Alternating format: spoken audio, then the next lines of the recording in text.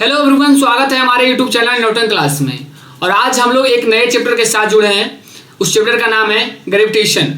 इस चैप्टर में हम लोग बहुत बातें करेंगे बेसिक से एडवांस लेवल तक। और आज हम लोग इस चैप्टर में जानेंगे कि आखिर कोई बॉडी को हम अगर यहाँ से छोड़ते हैं तो ये नीचे क्यों आ जाती है और ऊपर क्यों नहीं जाती है। और हम लोग जानेंगे कि आखिर अर्थ के चारों ओर मून क्यों चक्कर लगाता है, या फिर सूर्य के चारों ओर प्लेनेट क्यों चक्कर लगाती है। तो ये सब चीज़ों को हम लोग देखेंगे। तो चलिए हम लोग शुरुआत करते हैं ग्रेविटेशन के बारे में। इस लेक्चर में बहुत सारी चीज़ों को डिस्कस करना, जैसे में Archimedes principal, gravitation, universal law of gravitation, free fall bodies, pressure, thrust, buoyancy force, बहुत सारे टॉपिक को डिस्कस करना। बट आज हम लोग इस चैप्टर में डिस्कस करने वाले हैं ग्रेविटेशन और यूनिवर्सल लॉ ऑफ ग्रेविटेशन। तो हम लोग प्रीवियस कहानी के बारे में जानते हैं। प्रीवियस कहानी क्या था कि न्यूटन साहब एक बगीचे में बैठे हुए थे, तो एक एप्पल गिरा उनके सर पे। तो उन्होंने सोचा कि ये जो सेब है वो नीचे क्यों गिरा, ऐसा क्या है अर्थ में। तो उन्होंने फिर बताया कि ये अर्थ में एक गुरुत्वाकर्षण बल है, ये एक ग्रेविटेशन फोर्स है। तो उसी ग्रेविटेशन फोर्स को आज हम लोग जानते हैं। तो चलिए आगे बढ़ते हैं और देखते हैं कि ग्रेविटेशन फोर्स क्या है। देखिए ग्रेविटेशनल फोर्स क्या है। तो सबसे पहले हम लोग इसको डिफाइन के बारे में जान लेते हैं कि ग्रेविटेशन फोर्स क्या है। तो ग्रेविटेशनल फोर्स है is body in the universe attract other bodies toward itself, the force known as gravitational force. देखिए क्या है कि यूनिवर्स में अगर कोई भी वस्तु हो, कोई भी ऑब्जेक्ट हो, जैसे मान लीजिए ये स्केल है और ये पेन है, तो ये दोनों आपस में भी अट्रैक्ट कर रहे हैं ईच अदर एक फोर्स से। उस फोर्स का क्या नाम है? Gravitational force. बट हमें पता नहीं चल रहा है क्योंकि नेग्लिजिबल फोर्स है। अब क्यों नहीं पता चल रहा है? क्योंकि जो ग्रेविटेशनल फोर्स है, इसको हम लोग आगे डिस्कस करेंगे कि ग्रेविटेशनल फोर्स जो है वो मास पे डिपेंडेंट है, प्रोडक्ट ऑफ मास पे डिपेंडेंट है। तो अर्थ क्या है? अर्थ को भी हम लोग एक ऑब्जेक्ट की तरह ट्रीट करते हैं। और अर्थ क्या करता है कि अर्थ उससे, इस ऑब्जेक्ट जो ये दोनों आपस में दूसरे लगा रहे हैं, उससे ज्यादा फोर्स लगा देता है। इसी के कारण क्या होता है कि ऑब्जेक्ट हमारा नीचे चला आता है। तो ग्रेविटेशनल फोर्स क्या है कि कोई भी यूनिवर्स में, कोई भी वस्तु यूनिवर्स में, कोई भी ऑब्जेक्ट यूनिवर्स में जो आपस में एक दूसरे को पे फोर्स लगा रहे हैं, उस फोर्स को हम लोग ग्रेविटेशनल फोर्स बोलते हैं। अब हम लोग जानते हैं सेंट्रीपिटल फोर्स के बारे में। सेंट्रीपिटल फोर्स क्या है? तो सबसे पहले हम लोग जानते हैं, तो हम लोग चलते हैं बचपन की तरफ। बचपन में क्या होता था कि एक रस्सी ले लेते थे हम लोग और उसको क्या करते थे, थ्रेड में बांध के और उसको घुमाते थे, तो वो गोल गोल घूमता था।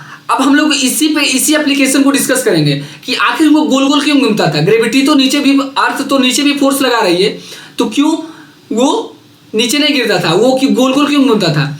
तो उसमें क्या होता था कि एक सेंटर की तरफ हम लोग एक फोर्स लगाते थे।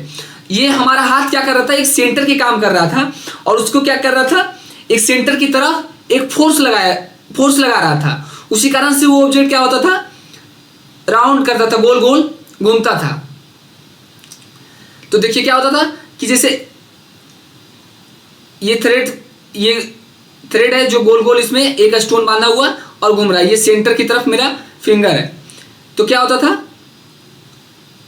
कि ये गोल गोल घूमता था। और किस कारण से घूमता था? क्योंकि अर्थ भी ग्रेविटी फोर्स लगा रही थी, बट ये ऑब्जेक्ट नीचे नहीं गिर रहा था। तो ये जो सेंटर की तरफ जो फोर्स लगा रहे थे, हम अपने हाथ से फोर्स लगा रहे थे, वही फोर्स क्या कर रहा था, बॉडी को गोल गोल घुमा रहा था, राउंड घुमा रहा था। उसी कारण से क्या था कि वो बॉडी राउंड घूम रहा था। वो फोर्स को हम लोग क्या बोलेंगे? सेंट्रीपिटल फोर्स बोलेंगे। जो फोर्स हमारा बॉडी को क्या कर रहा है, राउंड घुमा रहा है, उस फोर्स को हम लोग क्या बोलेंगे? ग्रेविटेशनल फोर्स बोलेंगे।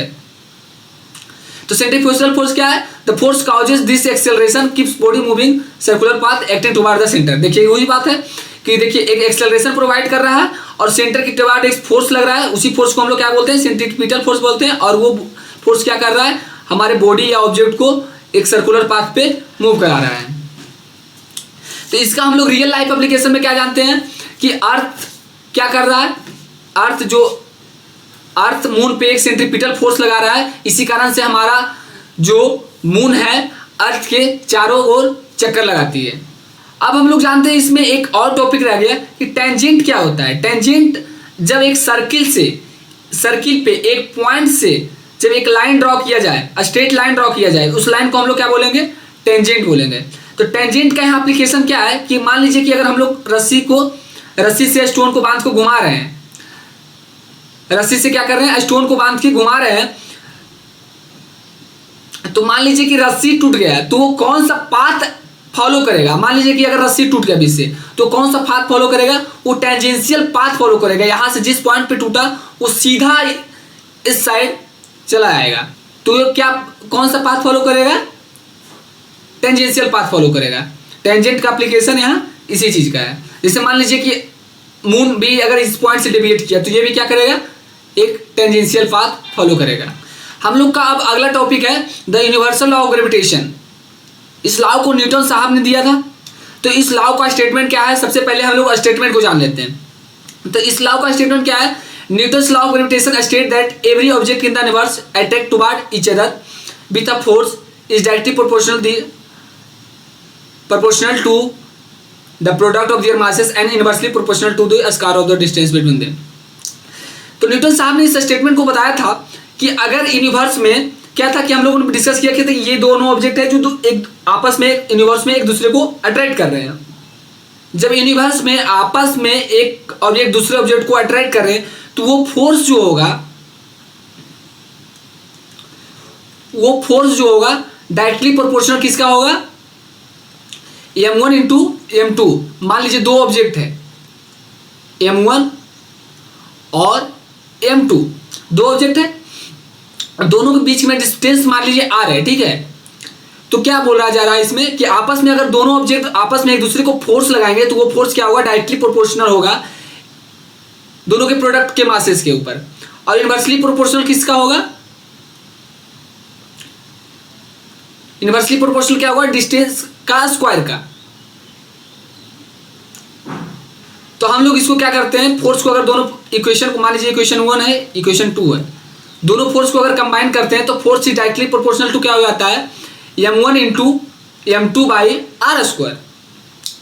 फिर हम लोग जैसे देखे थे फोर्स को m में लिखे थे, तो यहाँ ये प्रोपोर्शनलिटी साइन को हटाए थे, तो k इक्वल टू हम लोगों ने 1 लिया था। उसी प्रकार से हम लोग इसको प्रोपोर्शनलिटी साइन को हटाएंगे, तो यहाँ एक कांस्टेंट आएगा, जो हमारा कांस्टेंट होगा g, ये होगा ग्रेविटेशनल कांस्टेंट। और m1 into m2 by R square. इस लॉ का सबसे बड़ा खासियत बात क्या है जानते हैं, इस लॉ जो है सभी जगह वैलिड है। ये अर्थ के ऊपर चले जाइए, अर्थ के नीचे चले आइए, या फिर आप अमेरिका चले जाइए, या फिर जापान चले जाइए, कहीं भी चले जाइए, ये हमेशा वैलिड है।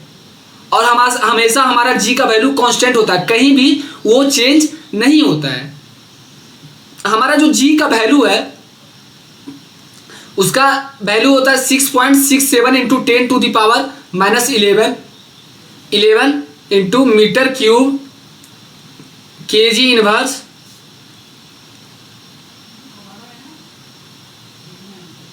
Second inverse square.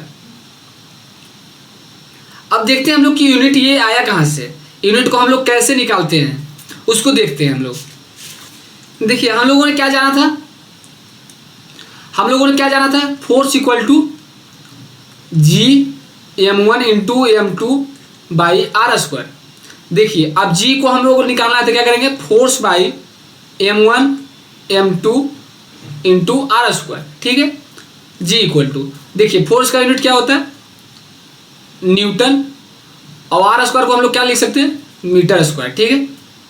वाई ये क्या हो जाएगा, के जी इंटू के जी स्क्वायर। तो इसका यूनिट क्या हो जाएगा, न्यूटन मीटर स्क्वायर के जी इनवर्स स्क्वायर।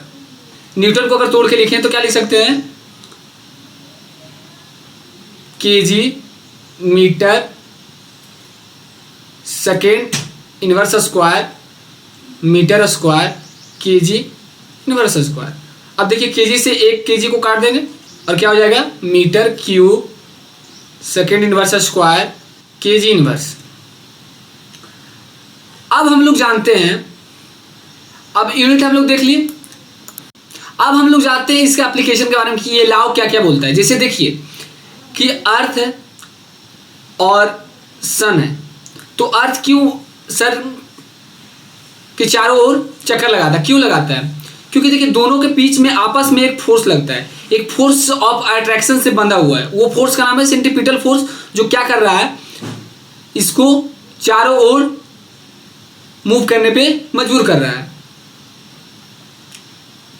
तो आप ऐसा बोल सकते हैं कि सर अगर जो फोर्स लगा रहा है तो अर्थ है जो सन से क्यों कोलाइड क्यों नहीं कर जाता, टकरा क्यों नहीं जाता? अगर जो फोर्स लगा ही रहा है तो सन क्यों नहीं कोलाइड कर जाता है? तो हम बताते हैं कि सन जितना फोर्स लगा रहा है उतना फोर्स अर्थ भी उस पे लगा रहा है। इसी कारण से क्या कर रहा है, एक ऑर्बिट पे वो चक्कर लगा रहा है। चलिए आज तक इतना ही, और अगले लेक्चर में हम लोग आगे डिस्कस करेंगे फ्री फॉल बॉडी के बारे में। और सबसे पहले हम लोग यूनिवर्सल ग्रेविटेशनल लॉ पे न्यूमेरिकल देख लेंगे। Thank you.